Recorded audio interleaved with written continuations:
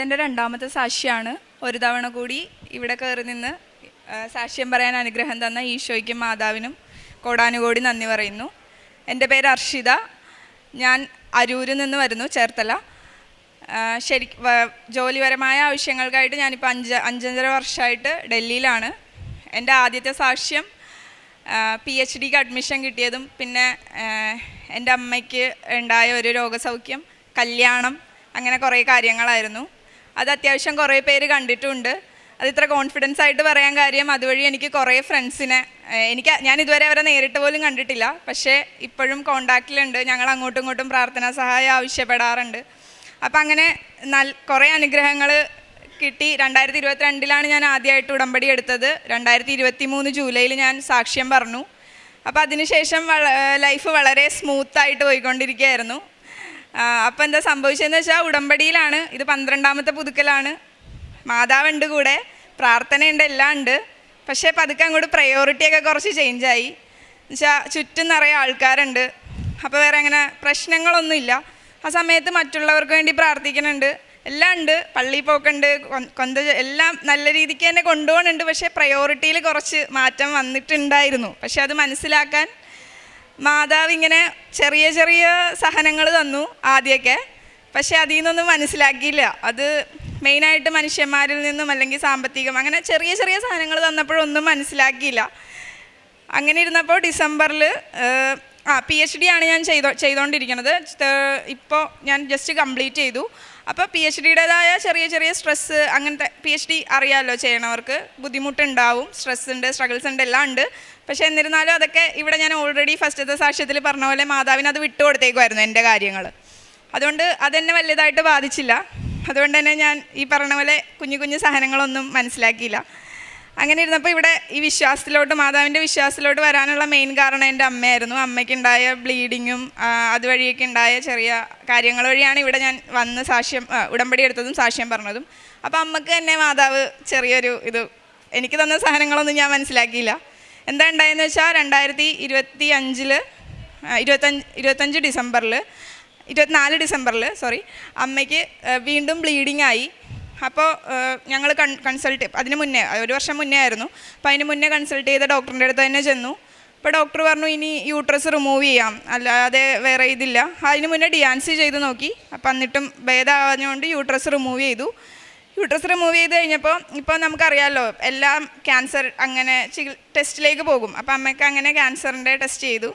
അപ്പോഴും ഞാനങ്ങനെ ചിന്തിച്ചൊന്നുമില്ല. ഞാൻ എന്ന് വെച്ചാൽ വീട്ടിലങ്ങനെ ആർക്കോ അല്ലെങ്കിൽ അകന്ന ബന്ധുക്കൾക്ക് പോലും ഒരു ക്യാൻസർ ഉള്ള ആരും ഇല്ല. അപ്പോൾ ഭയങ്കര കോൺഫിഡൻ്റ് ആയിരുന്നു. പിന്നെ ഞാൻ ഉടമ്പടിയിലാണ്, അപ്പോൾ ഒന്നും വരുത്താൻ പോണില്ല. പക്ഷേ മാതാവ് റിസൾട്ട് വന്നപ്പോൾ അമ്മയ്ക്ക് ക്യാൻസർ. അപ്പോൾ പിന്നെ ഡോക്ടർ ഞാനും അമ്മയും കൂടെയാണ് മിക്കപ്പോഴും പോവാറ്. അപ്പം എനിക്ക് കുറച്ച് ധൈര്യമൊക്കെ ഉണ്ടെന്ന് വിചാരിച്ച് ഡോക്ടർ എന്നോട് മിക്കപ്പോഴും ഭയങ്കര ധൈര്യശാലിയായിട്ട് തോന്നിയോണ്ട് ഡോക്ടർ എന്നോട് പറഞ്ഞു, അമ്മേനോട് പറയണ്ട, ഇതാണ് കാര്യം എന്ന് പറഞ്ഞു. അന്ന് ഞാൻ അവിടെ ഇരുന്ന് പൊട്ടിക്കരഞ്ഞു. കുറേ നാളുകൾക്ക് ശേഷം ഇരുന്ന് കരഞ്ഞു. എനിക്ക് എന്താ ചെയ്യേണ്ടതെന്ന് അറിയില്ല. ആ 2-3 ദിവസം ഞാൻ പ്രാർത്ഥിച്ചിട്ടുണ്ടോ എന്ന് വെച്ചാൽ പഴയ കൊന്തചൊല്ലൽ ഇതൊന്നുമില്ല, ചുമ്മാ ചെന്നിരുന്നും ഇരിക്കും, എണീറ്റ് പോരും മാതാവിൻ്റെ മുന്നിൽ. അപ്പോൾ എനിക്ക് മനസ്സിലാവണില്ല അപ്പോഴും ഞാൻ എന്താ ചെയ്തതെന്നുള്ളത്. ഇത്രയേ ഉള്ളൂ. എന്നുവെച്ചാൽ പണ്ട് ഫസ്റ്റത്തെ സാക്ഷ്യം പറയണതിന് മുന്നേ എങ്ങനെയാണെന്ന് വെച്ചാൽ, എനിക്ക് എവിടെയെങ്കിലും പോകണമെങ്കിൽ ഞാൻ എൻ്റെ പ്രാർത്ഥനകളും അല്ലെങ്കിൽ ഉടമ്പടിപരമായ എല്ലാ കാര്യങ്ങളും തീർത്തിട്ടേ ഞാൻ ഇറങ്ങുള്ളൂ. ഇപ്പം അങ്ങനെയല്ല. എവിടെയെങ്കിലും പോകണമെങ്കിൽ വന്നിട്ട് ചെയ്യും, പക്ഷേ പ്രയോറിറ്റി മാറി. അതാണ് മെയിൻ കാരണം എന്ന് മനസ്സിലാക്കാൻ കുറച്ച് സമയമെടുത്തു. പക്ഷേ പിന്നീട് എനിക്കത് എങ്ങനെ റിസോൾവ് ചെയ്യണം അല്ലെങ്കിൽ അതിനൊരു സൊല്യൂഷൻ എനിക്ക് അറിയില്ലായിരുന്നു. അപ്പോൾ ഈ പറഞ്ഞ പോലെ ഞാൻ പറഞ്ഞില്ല, എനിക്ക് ഉടമ്പടി വഴി കുറേ ഫ്രണ്ട്സിനെ കിട്ടിയിട്ടുണ്ട്. അതൊന്നും എൻ്റെ പ്രായക്കാരല്ല, അമ്മമാരുടെ പ്രായവും അല്ലെങ്കിൽ അമ്മൂമ്മമാരുടെ പ്രായമുള്ള ആൾക്കാരാണ്. അപ്പോൾ എനിക്കൊരു മെൻറ്ററിനെ പോലെ ഉള്ളൊരു ചേച്ചിയുണ്ട്. എനിക്ക് സ്റ്റിച്ച് ചെയ്ത് തന്നെ ചേച്ചിയാണ്. അപ്പോൾ എല്ലാവരോടും അമ്മയ്ക്ക് ഇങ്ങനത്തെ ഒരു അസുഖം ഉണ്ടെന്ന് പറഞ്ഞില്ല കേട്ടോ. അപ്പോൾ ഞാൻ ആ ചേച്ചിനോട് പറഞ്ഞു, എനിക്കറിയില്ല, ഞാനങ്ങനെ ഇപ്പോഴായ പിന്നെ കൂടുതൽ ആവശ്യങ്ങളൊന്നും പറയാറില്ല, പക്ഷേ എന്നാലും ജനറലായിട്ട് പ്രാർത്ഥിക്കും, രോഗങ്ങളിലൂടെ പരീക്ഷിക്കരുത് എന്ന് പ്രാർത്ഥിക്കാറുണ്ടായിരുന്നു. പിന്നെ എന്തിനാ അങ്ങനത്തെ ഒരു സഹനം തന്നെ തന്നതെന്ന് എനിക്ക് മനസ്സിലാവണമെന്ന് പറഞ്ഞു. അപ്പോൾ എന്നോട് ചേച്ചി പറഞ്ഞു, വേറൊന്നും കൊണ്ടല്ല, നീ അതല്ലേ പ്രാർത്ഥിച്ചുള്ളൂ, അപ്പോൾ നിന്നെ മാതാവ് പരീക്ഷിക്കണേണ്, നീ അതിൽ നിന്ന് വിടരുത്, നീ പ്രാർത്ഥിക്കണം എന്ന് പറഞ്ഞു. വീണ്ടും ഞാൻ പ്രാർത്ഥന തുടങ്ങി. അപ്പോൾ എനിക്കിപ്പോൾ ചെയ്യാൻ പറ്റണത് എനിക്കറിയില്ല, മാതാവിനോട് എനിക്ക് അമ്മക്ക് ക്യാൻസർ ഇല്ല എന്ന് കാണിക്കണം എന്ന് പറയാൻ എനിക്ക് തോന്നിയില്ല. ഞാൻ ആ സമയത്ത് ഗൂഗിൾ ചെയ്തിട്ട് ഇതിൻ്റെ കുറേ ആരോടും എനിക്ക് പറയാനും തോന്നണില്ല ആ സമയത്ത്. പിന്നെ ഉണ്ടായെന്താണെന്ന് വെച്ചാൽ, ഈ നേരത്തെ നമ്മൾ പ്രയോറിറ്റി കൊടുത്ത് നമ്മുടെ ചുറ്റും ഉണ്ടായിരുന്ന ആൾക്കാരൊന്നും ഇത്രയും വലിയൊരു സഹനം വന്നപ്പോൾ ആരെയും കാണാനില്ല. എന്ന് വെച്ചാൽ ആളുകളുണ്ട്, പക്ഷേ നമ്മൾ പ്രതീക്ഷിച്ചവരൊന്നും നമ്മുടെ കൂടെ ഉണ്ടായിരുന്നില്ല. അപ്പം അതൊരു എന്താ പറയണ, ഒരു ബോധ്യം തന്നെയായിരുന്നു മാതാവിൻ്റെ. മനസ്സിലാക്കി, വീണ്ടും പ്രാർത്ഥന തുടങ്ങി, പഴയ പോലെ തന്നെ പ്രാർത്ഥിക്കാൻ തുടങ്ങി. അപ്പോൾ ഈ ഗൂഗിൾ ചെയ്തത് അങ്ങനെയൊക്കെ ഞാനിത് നോക്കി വന്നപ്പോൾ കീമോതെറാപ്പി കൊണ്ടിട്ടുണ്ടാവണ ബുദ്ധിമുട്ടുകളായിരുന്നു കൂടുതലും എന്നെ കാണിച്ചുകൊണ്ടിരുന്നത്. അപ്പോൾ എനിക്ക് അമ്മയ്ക്കിനി ആ ഒരു വേദന കൊടുക്കരുത്, അല്ലെങ്കിൽ അതുമൂലം. അപ്പം എൻ്റെ അമ്മക്ക് പണ്ട് നിറയെ മുടി ഉണ്ടായിരുന്ന ഒരാളാണ്. അപ്പോൾ മുടി പോകും, പിന്നീട് നമുക്ക് മുടിയില്ല. പിന്നെ നമുക്ക് അങ്ങനെ മുടി കൊഴിയണമുണ്ട് ഭയങ്കരമായിട്ട്. അപ്പം നമുക്ക് മുടി കുറവാണ്, അമ്മക്കതൊരു സങ്കടമാണ്, പണ്ട് മുടി ഉണ്ടായിട്ട് ഇപ്പം മുടിയില്ലല്ലോ എന്ന്. അപ്പം കീമോയും കൂടെ ചെയ്ത് കഴിയുമ്പോൾ വെള്ള മുടിയും കൂടെ പോകും. അപ്പം ഞാൻ ഇങ്ങനെയൊക്കെ ചിന്തിക്കാൻ തുടങ്ങി. അപ്പം ഞാൻ ആകെ ഇതേ പ്രാർത്ഥിച്ചുള്ളൂ, ഞാൻ മാതാവ് തന്നത് ഞാൻ എടുക്കുന്നു, പക്ഷേ എൻ്റെ അമ്മയ്ക്ക് ഇതുമൂലം ഒരു ഗുളിക കഴിക്കാനോ അല്ലെങ്കിൽ ഒരു കീമോ എന്ന് പറയണ ഒരു ഇതുപോലും അമ്മക്ക് ചെയ്യിക്കരുത്. അത് അങ്ങനെയാണെങ്കിൽ ഞാൻ വിശ്വസിക്കും മാതാവ് എന്നെ കൈവിട്ടിട്ടില്ല എന്ന്. അല്ലെങ്കിൽ ഞാൻ കരുതും എന്നെ ഉപേക്ഷിച്ചു. അച്ഛൻ പറയണ പോലെ തന്നെ ആദ്യത്തെ ഉടമ്പടി ആദ്യം കുറേ അനുഗ്രഹം കിട്ടി, എന്നെ ഉപേക്ഷിച്ചു, അങ്ങനെ ഞാൻ വിചാരിക്കുള്ളൂ എന്ന്. അങ്ങനെ ഞങ്ങൾ പോയി നെക്സ്റ്റ് അതിന് മുന്നേ ആയിട്ട് ഉടമ്പടി തൈലവും ഉടമ്പടി ഉപ്പും എല്ലാ നേർച്ച വസ്തുക്കളും ഉപയോഗിച്ചിട്ടാണ് പോയത്. അവിടെ ചെന്ന് കഴിഞ്ഞപ്പോൾ റിസൾട്ട് അമ്മയ്ക്ക് ഫസ്റ്റ് സ്റ്റേജാണ്, അതിലുപരിയായിട്ട് <50% ഉള്ളൂ. അതോടുകൂടി പറഞ്ഞു ഇതിന് ഈ കീമോ ഒന്നും ആവശ്യമില്ല, മാത്രമല്ല ജസ്റ്റ് ഫോളോ അപ്പ് ചെക്കപ്പ് മാത്രം 3 months കൂടുമ്പോൾ. അതായിരുന്നു ആദ്യത്തെ സാക്ഷ്യം. എനിക്ക് മനസ്സിലായി മാതാവ് കൂടെ ഉണ്ടെന്ന്. പിന്നീട് ഞാൻ എൻ്റെ പ്രാർത്ഥനാ രീതി, ജീവിതം എല്ലാം മാറ്റി. ഞാൻ പറയില്ല പൂർണ്ണമായിട്ടും ഞാൻ ആരോടും ദേഷ്യപ്പെട്ടിട്ടില്ല, അല്ലെങ്കിൽ ഞാൻ പറയില്ല. എൻ്റെ ഭാഗത്തു നിന്നും പലതവണ എന്നുവെച്ചാൽ നമ്മൾ മനുഷ്യന്മാരാണ്, മാനുഷികമായ കുറ്റങ്ങളും തെറ്റുകളൊക്കെ ഉണ്ടായിട്ടുണ്ട് നമ്മൾ നിൽക്കുന്ന സാഹചര്യങ്ങൾ മൂലം. പക്ഷെ പരമാവധി ക്ഷമിച്ചും ഇതാക്കിയൊക്കെ പോവാം എൻ്റെ വിശ്വാസം. അപ്പം അതിന് ശേഷം പിന്നീട് ഉണ്ടായത് എന്താണെന്ന് വെച്ചാൽ, പിന്നീട് എനിക്ക് അനുഗ്രഹങ്ങളുടെ എന്താ പറയുക ഇങ്ങനെ കോരിച്ചൊരിഞ്ഞ് മാതാവ് തരുമായിരുന്നു. ഞാൻ അതിന് ശേഷം ജപമാല റാലിക്ക് വന്നു. ഞാനും അമ്മയും എൻ്റെ ഒരു കസിനും കൂടെയാണ് വന്നത്. വളരെ കഷ്ടപ്പെട്ട് കുറേ ഇതൊക്കെ അനുഭവിച്ച് ഞങ്ങൾ ജപമാല റാലി ഫിനിഷ് ചെയ്തു. എന്ന് വെച്ചാൽ അമ്മയ്ക്ക് വയ്യായിരുന്നു ഒട്ടും. അപ്പോൾ എന്നാലും വെച്ചാൽ യൂട്രസ് റിമൂവ് ചെയ്ത് കുറച്ച് നാളുകളെ ആയിട്ടുണ്ടായിരുന്നുള്ളൂ. പക്ഷെ അമ്മയും വന്നു, 1 വർഷം പോലും ആയിട്ടുണ്ടായിരുന്നില്ല. അപ്പോൾ അമ്മയും വന്നു. അങ്ങനെ ഞങ്ങളത് കഴിഞ്ഞിട്ട് അപ്പോൾ എന്തായിരുന്നു വെച്ചാൽ സെപ്റ്റംബറിൽ എൻ്റെ ഫണ്ടിങ് തീരും PhDൻ്റെ, ഒക്ടോബറിലാണ് ജപമാല റാലി. അപ്പോൾ പൊതുവേ സെപ്റ്റംബറിൽ ഫണ്ട് തീരാനായപ്പോഴത്തേക്കും ഞാൻ ജൂലൈ ഒക്കെ ആയപ്പോൾ ഞാൻ IIT-യിലാണ് ചെയ്യണത്, ഡൽഹി IIT-യിൽ. അപ്പം തീരാനാവുമ്പോൾ നമ്മൾ എന്താ ചെയ്യാറെന്ന് വെച്ചാൽ പ്രൊഫസേഴ്സിനോട് പറയും, ഒന്നല്ലെങ്കിൽ നമ്മൾ അവിടെ നിന്ന് വേറൊരു ജോലിക്ക് കയറും, എന്നിട്ട് നമ്മുടെ PhD പാർട്ട് ടൈം ആക്കും. അതല്ലെങ്കിൽ ഇപ്പോൾ നമ്മുടെ വർക്ക് തീരാനായിട്ടുണ്ട് എന്നാണെങ്കിൽ പ്രൊഫസേഴ്സ് ഒരു 6 months ഒക്കെ അവരുടെ പ്രൊജക്റ്റിൽ നിന്നൊക്കെ ഫിനാൻഷ്യൽ സപ്പോർട്ട് തരും. ഇതാണ് പൊതുവേ കണ്ടുവരാറുള്ള രീതി. അപ്പോൾ എനിക്ക് എന്നെ സംബന്ധിച്ചിടത്തോളം വർക്ക് ഉണ്ട് എന്നുള്ളത് തന്നെ ആയതുകൊണ്ട് ഞാൻ എൻ്റെ പ്രൊഫസറിനോട് എന്ന് പറഞ്ഞു, സാർ ഞാൻ ബാംഗ്ലൂർ ഒരു കോർപ്പറേറ്റ് കമ്പനിയിലോ അങ്ങോട്ട് മൂവ് ചെയ്യാമെന്ന് വിചാരിക്കണു, സാറിൻ്റെ എന്താണ് ഇതെന്നുള്ള രീതിക്ക് ചോദിച്ചു. അപ്പോൾ പുള്ളി പറഞ്ഞു വേണ്ട, അത് വേണ്ട, നീ ഇവിടെ നിൽക്ക്, സെപ്റ്റംബർ വരെ ഫണ്ടിൽ നമുക്ക് എന്താണെന്ന് വെച്ചാൽ നോക്കാം, എന്താണെന്ന് വെച്ചാൽ ചെയ്യാമെന്ന് പറഞ്ഞു. അപ്പോഴും ഞാൻ വിചാരിച്ചു ഓക്കെ, മാധവ് ചിലപ്പോൾ 6 months തന്നെ എൻ്റെ വർക്ക് തീർക്കാൻ വേണ്ടിയിട്ടായിരിക്കും, പണി വേഗം തീർത്ത് തരാൻ വേണ്ടിയിട്ടായിരിക്കും നിൽക്കാൻ പറയണേ. അങ്ങനെ നിൽക്കാൻ ഓക്കെ, 6 months അവർ പൈസ തരും. ഇപ്പോഴും ടെൻഷനായിരുന്നു, കാര്യം 6 months ഇത് തീർക്കണം, അപ്പം തന്നെ വേറെ കണ്ടുപിടിക്കണം, അല്ലെങ്കിൽ ഫിനാൻഷ്യലി ആണെങ്കിലും നമ്മൾ ഇതാകും, മീൻസ് കരിയറിലാണെങ്കിലും ഗ്യാപ്പ് വരും. അങ്ങനെ നിൽക്കുന്ന സമയത്താണ് ജൂലൈയിൽ ഇത് പറഞ്ഞു. അപ്പോൾ സാറ് വാക്കാൽ ഇത് പറഞ്ഞിട്ടുണ്ട്, സെപ്റ്റംബർ 23 എൻ്റെ ഫണ്ട് തീരും, അതായത് ഒക്ടോബർ ആദ്യം വരെ എനിക്ക് സാലറി കിട്ടും. ഒക്ടോബർ 24 ഞാനിവിടെ ജപമാല റാലിക്ക് വന്നു. തിരിച്ചു ചെന്നപ്പോൾ പിന്നീട് അങ്ങോട്ട് എല്ലാം വളരെ പെട്ടെന്നായിരുന്നു. ഒക്ടോബറിൽ ഇത് വന്നു, ഒക്ടോബറിൽ ജപമാല റാലിക്ക് കഴിഞ്ഞ് ചെല്ലുന്നു, എനിക്ക് ഇത് വന്നു അപ്പോയിൻമെൻറ്റ് ലെറ്റർ. അതായത് സാറിൻ്റെ പുതിയ പ്രൊജക്റ്റ് സയൻറ്റിസ്റ്റ് 2 ആയിട്ട് എന്താണ് ഇത് തന്നേക്കുക. അതും 3 മാസത്തേക്കാണ് സാർ അപ്പോൾ തന്നെ. അപ്പോൾ ഞാൻ വിചാരിച്ചു ഇതെന്താ 3 മാസം. അപ്പോൾ ഞാൻ അന്വേഷിച്ച് പറഞ്ഞു ഇത് ക്യാഷ്വൽ അപ്പോയിൻമെൻ്റ് ആണ്, ഇതിങ്ങനെ പുതുക്കിക്കൊണ്ടിരിക്കും. വൺസ് ഇത് പ്രൊജക്റ്റ് അപ്രൂവ് ആയി കഴിയുമ്പോൾ നിനക്ക് താല്പര്യം ഉണ്ടെങ്കിൽ ഇവിടെ തന്നെ കുറച്ച് നാൾ നിൽക്കാം, സാറ് സമ്മതിക്കുകയാണെങ്കിൽ ഇൻ്റർവ്യൂ അറ്റൻഡ് ചെയ്തിട്ടെന്ന്. അതായിരുന്നു ആദ്യത്തെ അനുഗ്രഹം. അപ്പോൾ ഞാൻ സെപ്റ്റംബറിൽ ഫണ്ട് തീർന്നിട്ട് എനിക്ക് ഒരു ഗ്യാപ്പ് പോലും ഇല്ല. ഒക്ടോബർ 10 ഞാൻ അടുത്ത ജോലിക്ക് കയറി. അതും ചുമ്മാ എന്താ പറയണ്ടേ, ചിലപ്പോൾ ഞാൻ PhD കഴിഞ്ഞിട്ട് വേറെ എവിടെയെങ്കിലും ആയിരുന്നു ഈ പൊസിഷനിൽ ചെന്നിരുന്നെങ്കിൽ എനിക്ക് കിട്ടാൻ പോണത് പ്രൊജക്ട് സയൻറ്റിസ്റ്റ് 1 ആയിരിക്കും. പക്ഷേ ഇവിടെ എനിക്ക് പ്രൊജക്ട് സയൻറ്റിസ്റ്റ് 2 ആയിട്ട് തന്നെ കയറ്റി. എൻ്റെ കൂടെ വേറെയും ആൾക്കാർക്ക് കിട്ടിയിട്ടുണ്ട്. പക്ഷേ ഞാൻ പറയുന്നത് എന്താണെന്ന് വെച്ചാൽ എൻ്റെ കഴിവ് കൊണ്ട് കിട്ടിയതല്ല അത്. കാരണം എനിക്ക് എൻ്റെ PhDക്ക് നമുക്ക് 3 ഒബ്ജക്റ്റീവ്സാണ് ഉള്ളത്. സെക്കൻഡ് ഒബ്ജക്റ്റീവ് കംപ്ലീറ്റ് ചെയ്ത് അതിൻ്റെ പേപ്പർ വന്നിട്ടില്ല. അതിൻ്റെ പേപ്പറിനായിട്ട് വെയിറ്റ് ചെയ്യുവാണ്. ആ സമയത്താണ് എനിക്ക് ഇങ്ങനത്തെ ഒരു പൊസിഷൻ കിട്ടിയത്. അത് ഒരിക്കലും എൻ്റെ കഴിവ് കൊണ്ടാണെന്ന് എനിക്ക് തോന്നണില്ല. പിന്നെ എൻ്റെ കൂടെ ജോയിൻ ചെയ്തവരാണെങ്കിലും ഒന്നല്ലെങ്കിൽ PhD ഫൈനൽ സ്റ്റേജ് അല്ലെങ്കിൽ സിനോപ്സിസ് കഴിഞ്ഞവരായിരുന്നു. അതായിരുന്നു രണ്ടാമത്തെ അനുഗ്രഹം എനിക്ക് തന്നത്. പിന്നെ അതിനുശേഷം ഈ അവിടെ PhD അവാർഡ് ചെയ്യാൻ വേണ്ട 2 ക്രൈറ്റീരിയ ആണ്. ഒന്നൊരു ഇൻ്റർനാഷണൽ കോൺഫറൻസ്, അത് ഞാൻ ഓൾറെഡി പോയിട്ടുണ്ടായിരുന്നു പുറത്തൊരു കോൺഫറൻസിന്. പിന്നെ ഒരു പേപ്പർ മതിയായിരുന്നു. അപ്പോൾ ഓൾറെഡി ഒരു പേപ്പർ ഞാൻ പറഞ്ഞ പോലെ ഇവിടുന്ന് ഈ രണ്ടാമത് ഉടമ്പടി ജീവിതം നല്ല രീതിയിലൊക്കെ ആയി കഴിഞ്ഞപ്പോൾ മാതാവിന് പ്രയോറിറ്റി ഒക്കെ കൊടുത്തു കഴിഞ്ഞപ്പോൾ അത് വന്നിട്ടുണ്ടായിരുന്നു.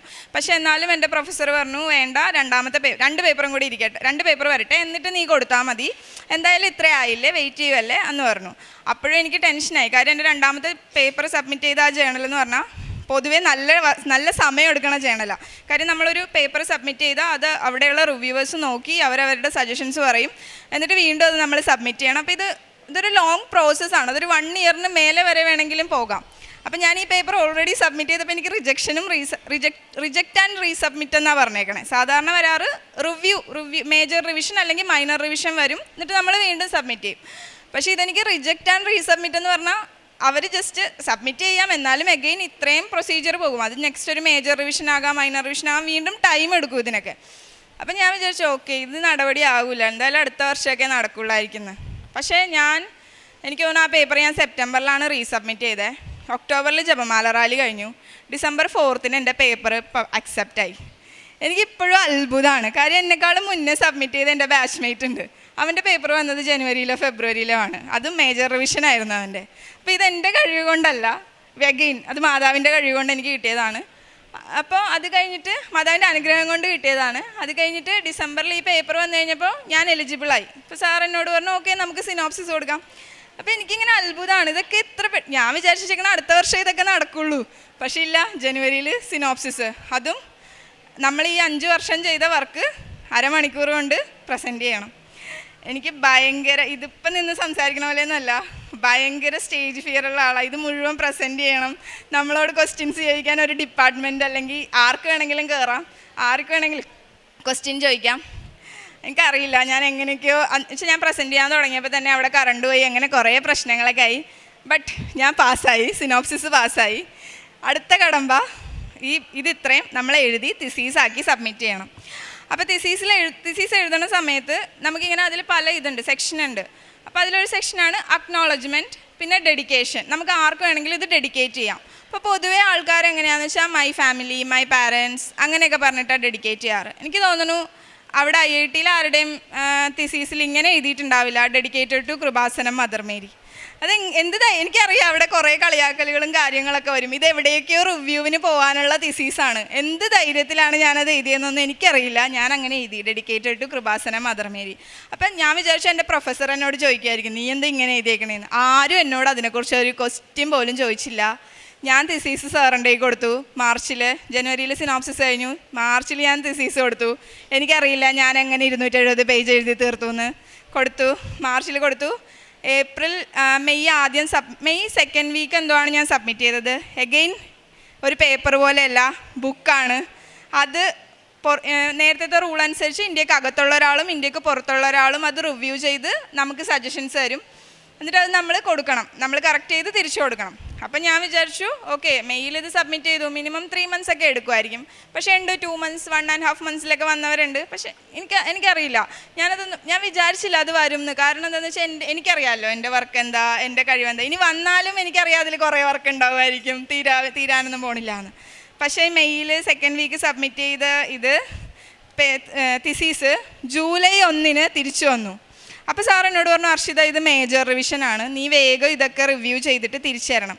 അപ്പോൾ എൻ്റെ ഫ്രണ്ട്സൊക്കെ പറയാൻ തുടങ്ങി എന്താ നിനക്ക് നീ മാതാവിനെ പ്രാർത്ഥിക്കണം, ഇത് എന്തായാലും നീ ഈ വർഷം തന്നെ. അപ്പോൾ എന്താ വെച്ചാൽ ജൂലൈ 31 മുന്നേ തിസീസ് സബ്മിറ്റ് ചെയ്ത് നമ്മൾ ഡിഫെൻഡ് ചെയ്യണം ഈ വർക്ക്. എഗെയിൻ നമ്മൾ ആരാണോ നമ്മുടെ തിസീസ് കറക്റ്റ് ചെയ്ത് തന്നത് ആളുടെ മുന്നിൽ നമ്മളത് ഡിഫെൻഡ് ചെയ്ത് ആൾ ചോദിക്കുന്ന ചോദ്യങ്ങൾക്കൊക്കെ ഉത്തരം പറയുമ്പോഴാണ് ഡോക്ടറേറ്റ് അവാർഡ് ചെയ്യണേ.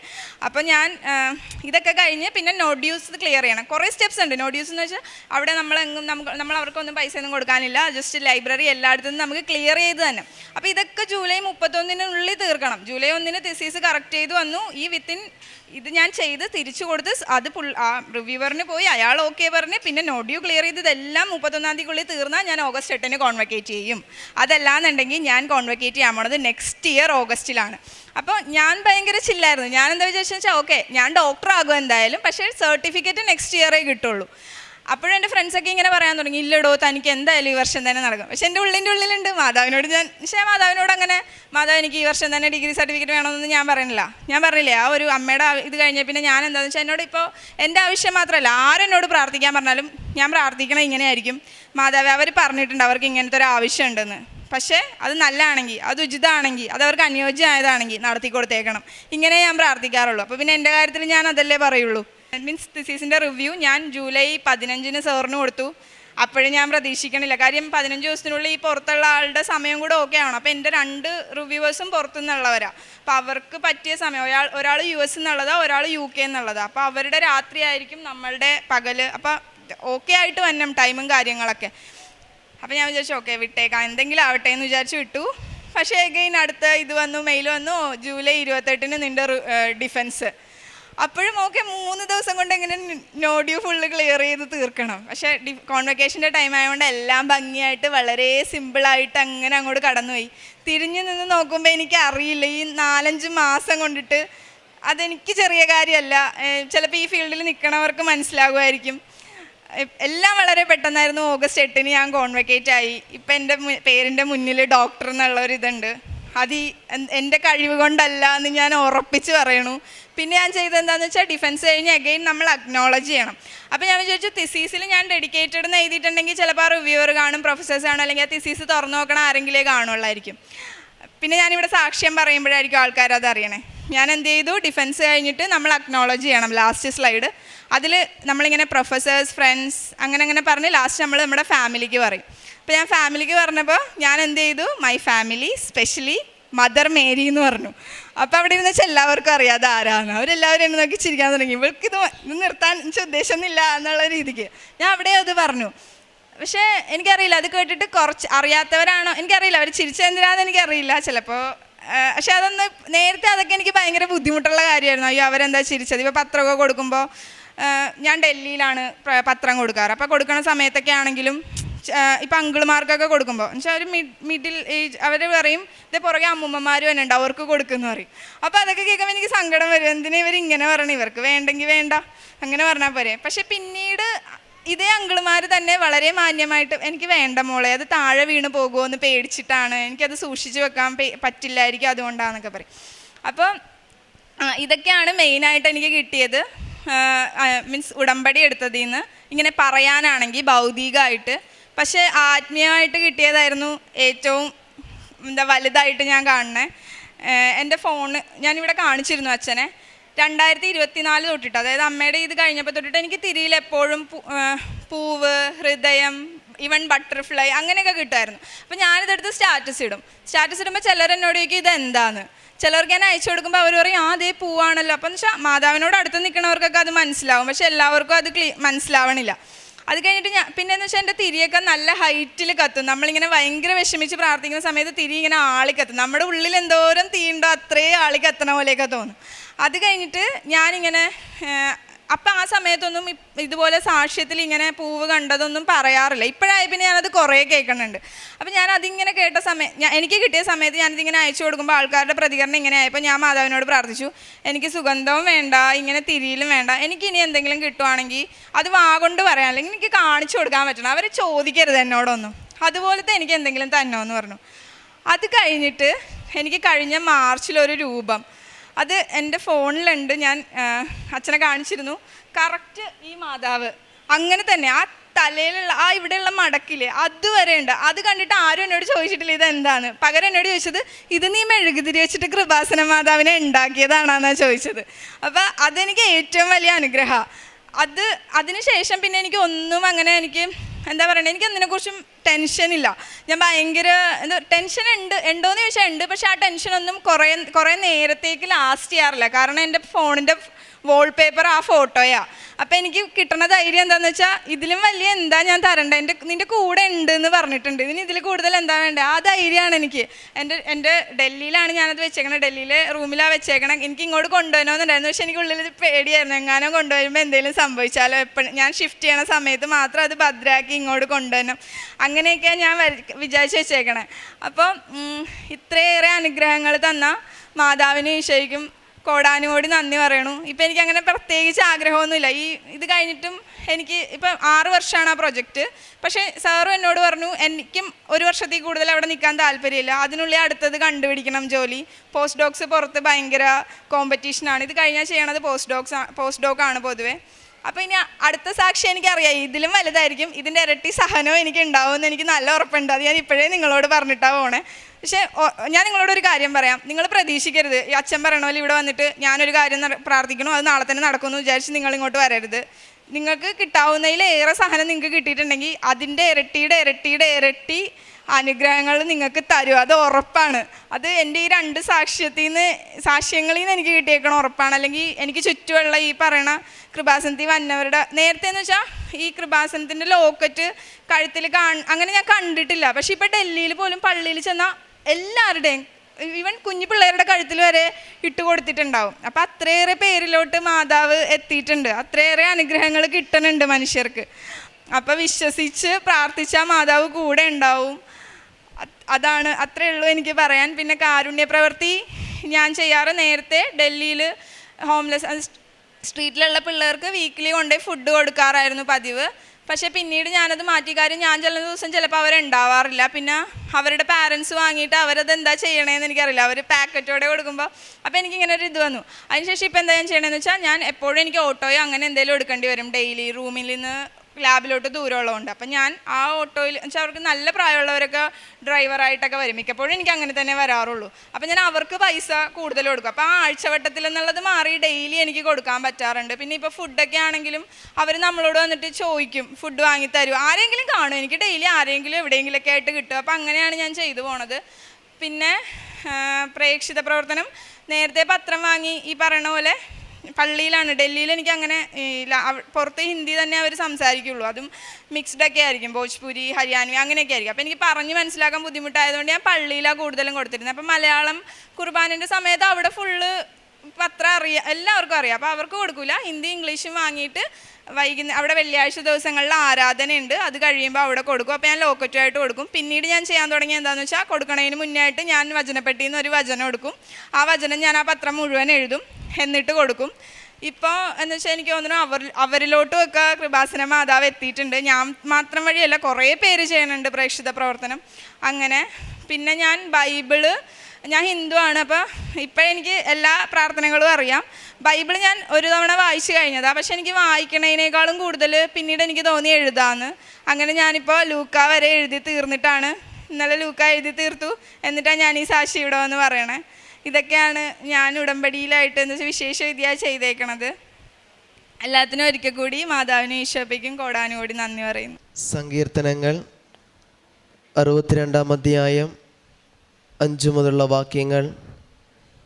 ദൈവത്തിൽ മാത്രമാണ് എനിക്ക് ആശ്വാസം, അവിടുന്നാണ് എനിക്ക് പ്രത്യാശ നൽകുന്നത്. അവിടുന്ന് മാത്രമാണ് എൻ്റെ അപേക്ഷയിലെയും കോട്ടയും, എനിക്ക് കുലുക്കം തട്ടുകയില്ല. പരിശുദ്ധ അമ്മയുടെ പ്രത്യക്ഷീകരണ സാക്ഷിയായിട്ട് അർഷിത ആനന്ദ് ചേർത്തല തൻ്റെ അനുഭവ സാക്ഷ്യം നമുക്ക് മുമ്പിൽ പങ്കുവെക്കുകയായിരുന്നു. വളരെ വ്യക്തതയോടുകൂടി തൻ്റെ അനുഭവ സാക്ഷ്യം നമുക്ക് മുമ്പിൽ പങ്കുവയ്ക്കുന്നത് എപ്രകാരം തൻ്റെ ജീവിതത്തിൽ ഉടമ്പടിയോട് ചേർന്ന് നിൽക്കണമെന്നുള്ളൊരു വ്യക്തമായൊരു സാക്ഷ്യം തന്നെയാണ് നൽകുക. ഉടമ്പടിയിലാണ്, എന്നാൽ തന്നെ പ്രാർത്ഥിക്കുന്നുണ്ട്, എല്ലാ കാര്യങ്ങളൊക്കെ ചെയ്യുന്നുണ്ട്, എന്നാൽ കൂടുതൽ പ്രയോറിറ്റി തൻ്റെ ജീവിതത്തിൽ നിന്ന് പോകുന്നുണ്ടെന്നുള്ള ഒരു ചിന്തയോടു കൂടിയാണ് തൻ്റെ അനുഭവസാക്ഷ്യം മുമ്പിൽ പങ്കുവയ്ക്കുന്നത്. അതേ തുടർന്നാണെങ്കിലും തുടർന്ന് എപ്രകാരം ഉടമ്പടിയോട് ചേർന്ന് നിൽക്കണമുള്ളത്. അതുതന്നെ തൻ്റെ അമ്മയ്ക്കുണ്ടായ രോഗമാണെങ്കിൽ പോലും അത് പൂർണ്ണമായിട്ടും ഈശോയിലൂടെ താൻ ആഗ്രഹിച്ച ഒരു സൗഖ്യമായിട്ട് നൽകുകയും ചെയ്യുന്നത് പരിശുദ്ധ അമ്മേൻ്റെ കൂടെ ഉണ്ടെന്നുള്ളൊരു തിരിച്ചറിവ് തന്നെയാണ്. കാരണം എപ്രകാരം കൂടുതൽ ഉടമ്പടിയോട് ചേർന്നുകൊണ്ട് കൂടുതൽ മുൻഗണന കൊടുത്തുകൊണ്ട് പ്രയോറിറ്റി കൊടുത്തുകൊണ്ട് ജീവിക്കാമെന്നുള്ളൊരു തിരിച്ചറിവോട് കൂടിയാണ് നമുക്ക് മുമ്പിൽ തൻ്റെ സാക്ഷ്യം പങ്കുവയ്ക്കുക. അത് പൂർണ്ണമായിട്ടും പരിശുദ്ധ അമ്മയിലേക്ക് തൻ്റെ വാക്കുകളിലൂടെ നമുക്ക് മനസ്സിലാക്കുവാനായിട്ടും സാധിക്കും. അതോടൊപ്പം തന്നെയാണെങ്കിലും താൻ PhD ചെയ്യണത് അതിൻ്റെ ഫണ്ട് തീരുന്ന ഒരു സമയമാകുമ്പോൾ തന്നെയാണെങ്കിലും അത് പൂർണ്ണമായിട്ടും പരിസ്ഥിതി ഇടപെടലെന്നുള്ളൊരു വലിയ സംരക്ഷണമൊക്കെ തന്നെയുണ്ട്. കാരണം ജപമാല റാലിയിൽ പങ്കെടുക്കുന്ന സമയത്താണെങ്കിലും തൻ്റെ പ്രൊഫസറിലൂടെ ആണെങ്കിലും ആ ഒരു സമയം തീരുന്ന അടുത്ത സമയത്തേക്ക് തന്നെ അതേപ്രകാരം അതൊരു 3 മാസത്തേക്ക് എക്സ്റ്റെൻഡ് ചെയ്തുകൊണ്ട് തന്നെ തൻ്റെ പ്രൊഫസർ ചെയ്യുന്ന പുതിയ പ്രോജക്റ്റിലേക്ക് അത് അസിസ്റ്റൻ്റായിട്ടുണ്ട് സയൻറ്റിഫിക് അസിസ്റ്റൻ്റായിട്ട് 2ാം സ്ഥാനം കൊടുത്തുകൊണ്ട് തന്നെയാണ് തനിക്ക് ഒരു അപ്പോയിൻമെൻറ്റ് കിട്ടുകയൊക്കെ ചെയ്യുന്നത്. അത് പൂർണ്ണമായിട്ടും മുമ്പോട്ട് പോകുവാനും അത് ക്രമീകരണങ്ങൾ ചെയ്യാനുള്ളൊരു വലിയ അനുഗ്രഹം തന്നെയാണ്. അതോടൊപ്പം തന്നെയാണെങ്കിലും സമയത്തിൻ്റെ ചുരുക്കത്തിൽ തൻ്റെ പേപ്പർ വർക്കുകൾ നടക്കുമ്പോഴാണെങ്കിലും അതേപ്രകാരം അത് ചിലപ്പോൾ 1 വർഷങ്ങൾ നീണ്ടുപോയെടുക്കേണ്ട പ്രോസസ്സിംഗ് ആണെങ്കിൽ പോലും അത് നീണ്ട 4 മാസത്തെയും 2 മാസത്തേക്ക് ഒരു ചുരുക്കത്തിനിടയിൽ അത് പരിശുദ്ധ അമ്മയുടെ വലിയ അനുഗ്രഹമായിട്ട് എല്ലാ കാര്യങ്ങളും റെഡിയാക്കിയിട്ടുണ്ട്. അതോടൊപ്പം തന്നെയാണെങ്കിലും പ്രൊഫസർ PhD പേപ്പർ സബ്മിറ്റ് ചെയ്യുമ്പോഴത്തേക്കുമാണെങ്കിലും അത് സ്വന്തമായ കാര്യങ്ങളൊക്കെ വരുമ്പോൾ തന്നെയാണെങ്കിൽ പോലും അത് പൂർണ്ണമായിട്ടും പരിശുദ്ധ അമ്മയ്ക്ക് വേണ്ടി പൂർണ്ണമായിട്ട് സമർപ്പിച്ചത്. കാരണം ഓരോ കാര്യങ്ങളും എൻ്റെ ജീവിതത്തിൽ സംഭവിക്കുന്നത് എൻ്റെ കഴിവ് കൊണ്ടല്ല, മറിച്ച് അത് പരിശുദ്ധ അമ്മയുടെ കൃപയിലാണ് എല്ലാ കാര്യങ്ങളും എനിക്ക് പരിശുദ്ധ അമ്മ നടത്തുന്നുള്ള ഉറച്ച ബോധ്യത്തോടു കൂടിയാണ്. കാരണം ഓരോ കടമകൾ മുമ്പോട്ട് പോകുമ്പോഴത്തേക്ക് പരിശുദ്ധ അമ്മയോട് ചേർന്ന് നിൽക്കാനുള്ള വലിയ അനുഗ്രഹം. കാരണം ഇപ്രകാരം തൻ്റെ ജീവിതത്തിൽ പ്രയോറിറ്റി ഉടമ്പടിക്ക് കൊടുക്കണമെന്നും പ്രാർത്ഥനയ്ക്ക് കൊടുക്കണമെന്നൊരു തിരിച്ചറിവോടുകൂടിയാണ് മുമ്പോട്ട് പോകുന്നത്. ആ ഒരു തിരിച്ചറിവ് തന്നെയാണ് തൻ്റെ PhD സംബന്ധമായ കാര്യങ്ങൾക്ക് വരുമ്പോഴത്തേക്കും അത് ഡിഫൻസ് സംബന്ധമായ കാര്യങ്ങളിലും അവസാനം നന്ദി പറയുമ്പോഴത്തേക്ക് പറയുന്നത് അത് എൻ്റെ കുടുംബത്തിലെന്ന് പറയുമ്പോഴത്തേക്ക് പരിശുദ്ധ മാതാവിനെ കൂടി ചേർത്ത് വെച്ചുകൊണ്ടാണ് തൻ്റെ ഒരു അനുഭവ സാക്ഷി നമുക്ക് മുമ്പിൽ ഓരോ കാര്യങ്ങളും പങ്കുവെക്കുക. ഇനി മുമ്പോട്ടുള്ള യാത്രയിൽ പരിശുദ്ധ അമ്മയുടെ പ്രത്യക്ഷീകരണ സാക്ഷിയായിട്ട് ഇനിയും അർഷിതയെ മാറ്റിയിട്ട് നമുക്ക് പ്രാർത്ഥിക്കാം. അതോടൊപ്പം തന്നെയാണെങ്കിലും പ്രേക്ഷിത പ്രവർത്തനങ്ങളാണെങ്കിലും പ്രാർത്ഥന ആണെങ്കിലും ബൈബിൾ വചനങ്ങൾ ബൈബിൾ വായിച്ചു തീർക്കുവാൻ, അതോടൊപ്പം തന്നെയാണെങ്കിലും എല്ലാവർക്കും മുമ്പിൽ സാക്ഷ്യം പറയുമ്പോൾ ലൂക്കാസുവിശേഷൻ്റെ വചനങ്ങൾ പോലും എഴുതി തീർത്തുകൊണ്ടാണ് നമുക്ക് മുമ്പിൽ സാക്ഷ്യങ്ങൾ പറയുക. ഇനിയും മുമ്പോട്ടുള്ള യാത്രയിൽ പരിശുദ്ധമ്മയോട് ചേർന്നുകൊണ്ട് ഇനിയും വലിയ സാക്ഷ്യങ്ങൾ പറയുവാനും പരിശുദ്ധമ്മയെ പ്രത്യക്ഷീകരണ സാക്ഷിയായിട്ട് അർഷിതയെ മാറ്റിയിട്ട് നമുക്ക് പ്രാർത്ഥിക്കാം. ഒപ്പം നമ്മളെയും പ്രത്യക്ഷീകരണ സാക്ഷികളായിട്ട് ഉയർത്തണമേ എന്ന് പ്രാർത്ഥിക്കുകയും ചെയ്യാം. അത്യപൂർവ ദൈവാനുഭവങ്ങൾ ഇനി നിങ്ങൾക്കും സ്വന്തം. ഈ യൂട്യൂബ് ചാനൽ ഇതുവരെ സബ്സ്ക്രൈബ് ചെയ്തിട്ടില്ലെങ്കിൽ ഇപ്പോൾ തന്നെ സബ്സ്ക്രൈബ് ചെയ്യുക. ഈ വീഡിയോ ഇപ്പോൾ തന്നെ നിങ്ങളുടെ സുഹൃത്തുക്കൾക്ക് ഷെയർ ചെയ്തുകൊണ്ട് കർത്താവിൻ്റെ പ്രേക്ഷിതരാകുക.